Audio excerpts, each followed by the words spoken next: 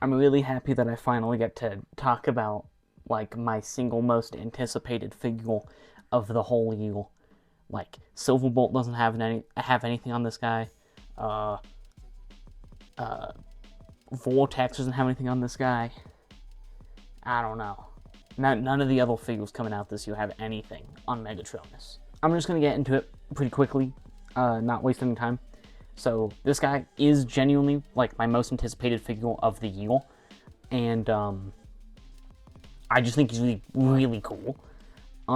He's also the first leader that I'll have covered, which is neat, and kind of odd that I did a commando before I did a leader, but it doesn't matter. So, anyway, this is Megatronus Prime, the Fallen from Age of the Primes, Wave 1. Alright, I want to get into visual details first, but I'm going to take all of his accessories off, and he's got a lot, so he's got all these flame effects, he's got this cannon, he's got, this staff, which also splits apart. I'll talk about that in the accessories portion. And then he's got that. And also, technically, this is removable, but I'm not going to take it off, because I don't think anyone's ever really going to remove that. So, yeah, anyway. So here is Megatronus, like, without any of his accessories. And he's pretty dark, obviously. He's mostly black with some dark, like, gunmetal grays. And then he's got purple, obviously he's got little hands and stuff. And he's got these yellow highlights, which I think look really cool. I think I heard in a YouTube video, I don't know where, I don't even know when, that when, because this is based off the IDW Comics version of Megatronus. But I heard in a YouTube video that the artist for the comic was inspired by like old like furnaces, like heating furnaces for a house for this design, which is why he's got like, it looks like he's got, you know, like flames. It looks like he's got like fire coming up from the inside of him, which is awesome. It's an awesome like style for a figure, especially the dude who's like the devil. So anyway, I think he looks really cool, and detail wise he's pretty detailed. I mean, so his head sculpt, I already showed it a little bit. That's his head sculpt, and it looks pretty good. Then he's got detailing like literally all over him. He's got it on his arms, he's got it on his chest, he's got it on his legs. He's not really that hollow, like anywhere. Like the only places he's hollow on the insides of his arms, and which I can't even really show you, the insides of his legs, which is, so he's not hollow at all. He's a very solid brick. And on top of that, the plastic feels pretty good. Even on some thinner transformation parts, like his chest panel, still feels pretty thick. So I'm going to talk about his accessories here for a minute, because I think he comes with a lot of accessories, and they're all really cool. So starting with his big arm cannon, this, I believe, is called the Requiem cannon. It has a lot of really cool detailing on it on its own. It's got big gunmetal barrel. And it also has his, well, I think it's, I don't know. It has his insignia on top, which is really cool. If I do a video on Solus and Prima, I will show those. By if, I just really mean when. This thing is really cool. For transformation, it extends, if I can get it to pop up, there we go. It extends for the tank transformation. But, yeah. Then he's got this big staff, which splits apart. So he's got this smaller staff, which I think is just a reference to Robots in Disguise 2015. Because in that show, Megatronus showed up, and he had this, like a big full version of this, but yeah. Then he also has this, like, machete-looking thing. It's really cool, I like it. Although, I mean, for a figure like this, I'm really only posing him with the cannon, the arm cannon, so that's, like, it. Then he's got this, which in his robot mode, you can kind of just stick on anywhere. and it gives him like a classic like G1 Megatron silhouette type thing. You can also like angle it and use it as like an arm cannon. But really what it's meant to be used for is to attach it to the extended Requiem cannon. And that's like the full tank barrel. So that's really the use of that. And then he comes with flame effects. So he comes with these two shoulder flame effects that attach to his shoulders. They really don't necessarily need to attach to his shoulders. Like, they can attach to any 5mm port on his body. Like, if you want them on his arms, they can attach to his arms. They can attach anywhere there's a 5mm port, which, in robot mode, there's not that many. It's really just shoulders and arms and then backpacks. So, don't have too many spaces for these. And these are basically just mirrored versions of each other. Yeah. Then he has these two smaller flame pieces. Again, these can attach to any 5mm port on him. I usually put them on robot mode. I put them on these 5mm ports on his back, but they can go anywhere if you want them anywhere. These aren't really blast effects. I wouldn't call them blast effects. They're just effects ports. And they do look really good on Megatronus, but I really probably wouldn't use them on any other figure. Mostly just because he has like designated ports on his body to put them, and most figures don't. But you can do whatever with them. I'm not going to tell you how to use them. So getting into articulation here, he's pretty basic, but he does have some cool tricks. So for one, head is on a ball joint and spins 360. He can look up that much, which is more than most, and he can look down that much, which really doesn't let him look down at all. But if you want to pose him with that, then you can. So that's cool. Then arms can go 360, go out that far. There is a little bit of resistance past a certain point. So yeah. Bicep rotation, elbow that goes over 90 degrees. Hands that can rotate, although not full 360 because they get blocked by his arm guards. And then also opening fingers, which is cool.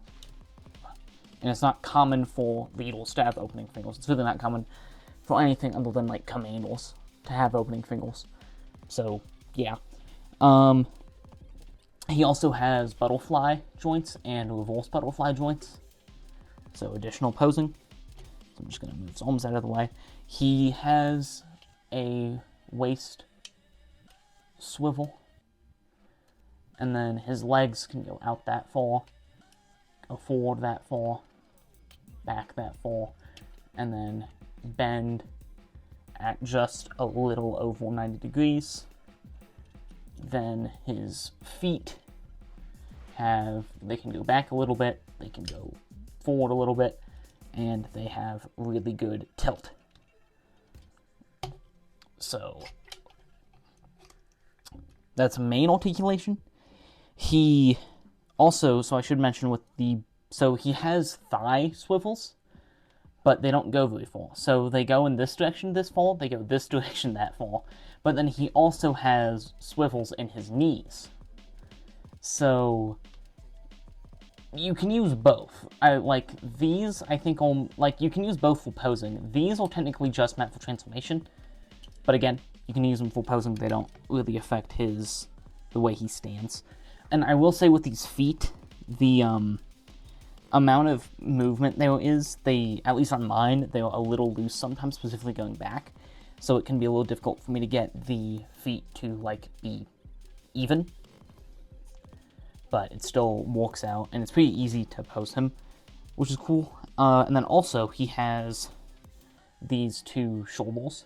So, I don't really know if this is like a cannon or what. These can technically, move and spin. This one comes off. And it's packed, detached in the box, and it goes like that. Although, the ability to do that is mainly for the transformation. So I'm going to go ahead and do scale. So I'm moving him over the side. So first of all, for deluxe class scale is deluxe Legacy United Cosmos. Then for Voyager, I have Age of the Prime's Ladder, which go watch last week's video if you haven't yet. And then for Leader, I have Studio Series Overload, who is definitely a real dude to do scale with. He's just super chunky but very short. So yeah, anyway, that's scale. And I'm not using a Commander full scale because I only did that for Red Alert because all modded comparisons. Anyway, so that is scale. Now I'm gonna get in transformation. This transformation is overall pretty simple. It's nothing too difficult. So you want to start by just folding the hands into the little hand slots.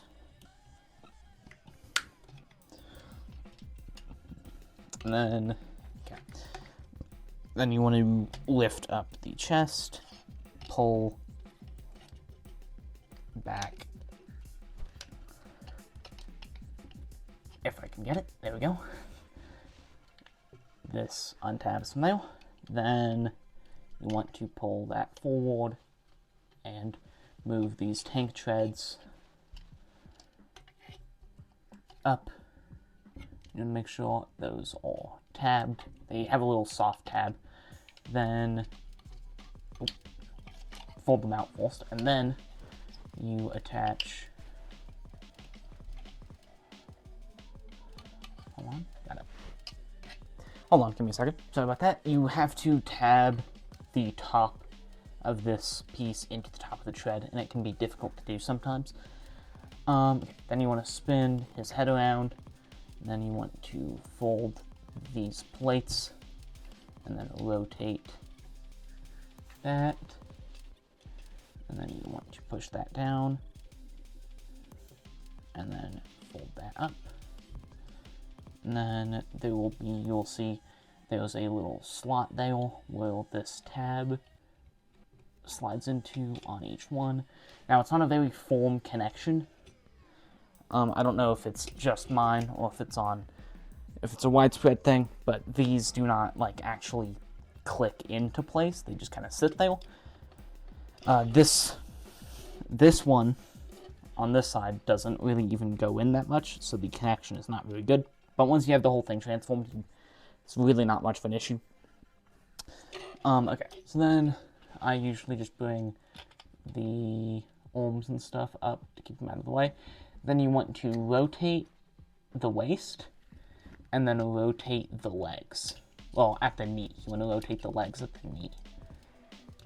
Then you also want to take, so I'm going to be very specific here with these hip skirts, or these little, side flaps. These come off very easily, they're just on friction tabs. This is as high as they go. If you push on these any harder, they just come off. They just completely disconnect. And I'll show it because it's really not like gonna break anything that it shouldn't. Well, you can see it comes off like right there. So, and it is just friction tab, so it goes back on really easy, but it's a weird like quirk of this mold.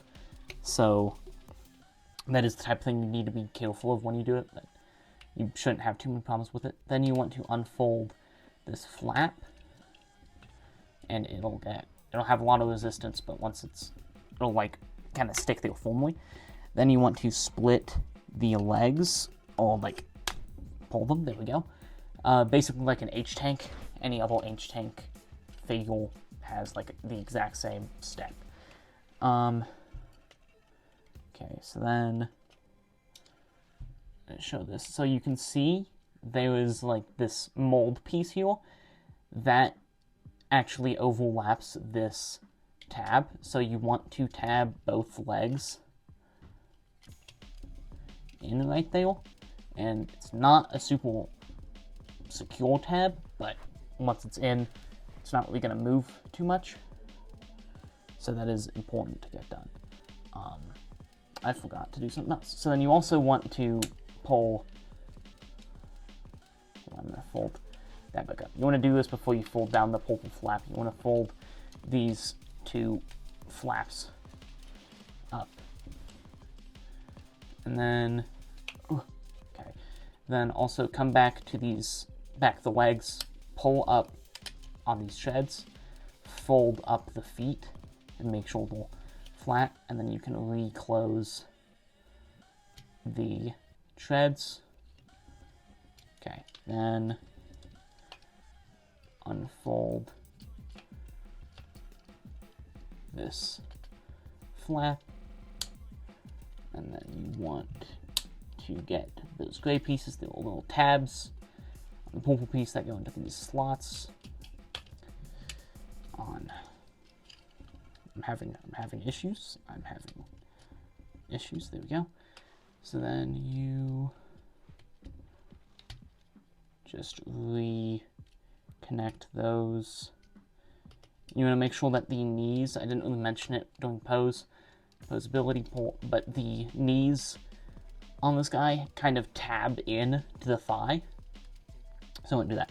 But once you do that, this whole like assembly, this whole bottom port is pretty much completely like stable. It's not really going to move. Even like up here, this doesn't really come apart at all. Then you want to take, so then you want to take this port with the arms are attached to, and you'll see there are some tabs here. Those will connect to the slots in the gray pieces. And it shouldn't take too much to get those in. Just make sure this whole thing's flat. Then you want to fold, or you want to take the arms and you want to basically flip them 180, right? Because then it's, yeah, okay, just making sure I did that right. Okay, so at that point you're pretty much done with Megatronus. Then you take the Requiem Blaster, you just unfold it like that, and then you take this piece and you fold this tab, and then you connect the two. Then you want to take one of the arms, you want to tab the side of the barrel in, and then you want to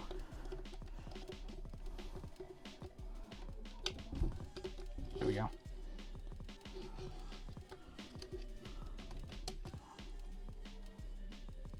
There we go. And then you want to take these pieces on the shoulders and you want to fold them around. So fold that to the side, fold this one up, and then rotate it.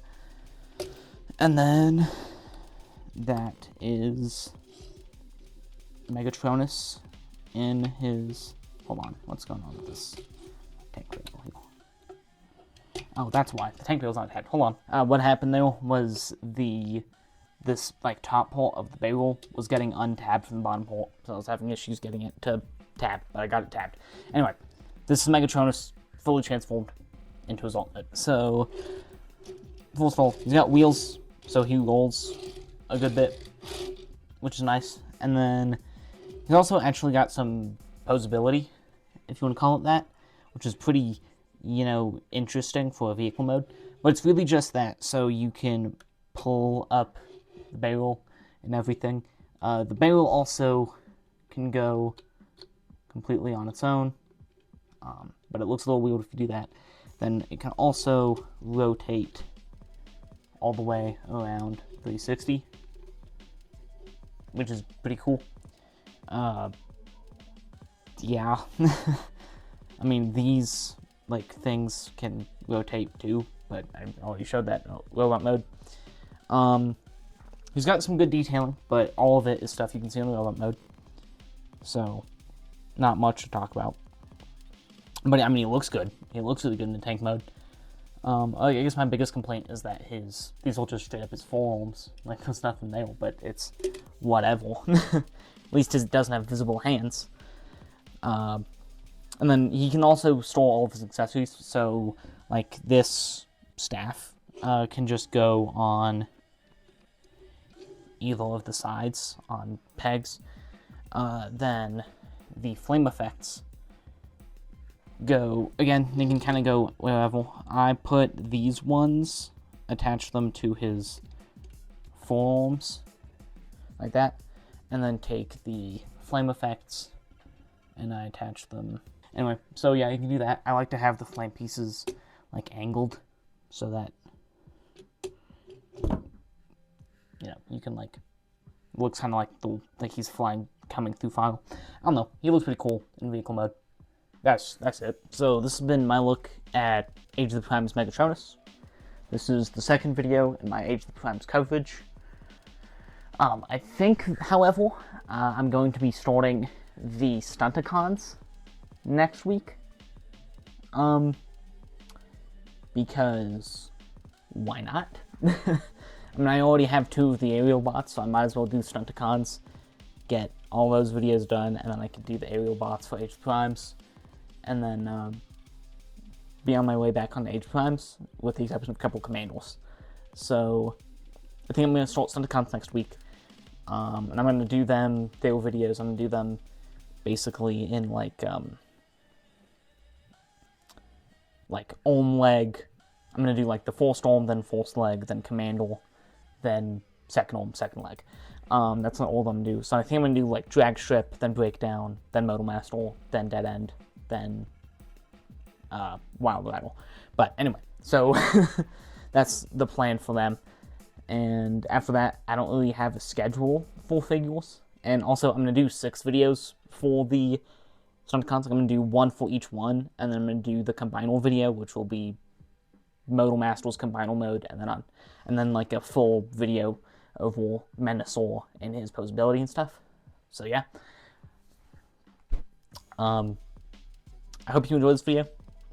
I have every Age of Primes video or figure, so comment like what figure you want me to do next. I've done this guy and Edible. Those are the only 2 I've done, so I can do any of the other Age of the Primes figures.